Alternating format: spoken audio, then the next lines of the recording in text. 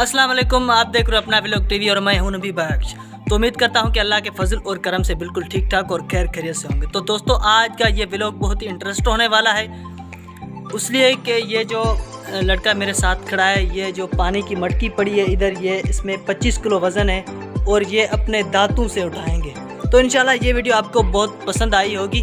अगर पसंद आए तो यार चैनल को सब्सक्राइब और साथ में जो बेल आइकन का नोटिफिकेशन है उसको ऑल ज़रूर कर देना। तो ये लड़का बिल्कुल तैयार है जो पानी की मटकी को अपने दांतों के उठाने के लिए।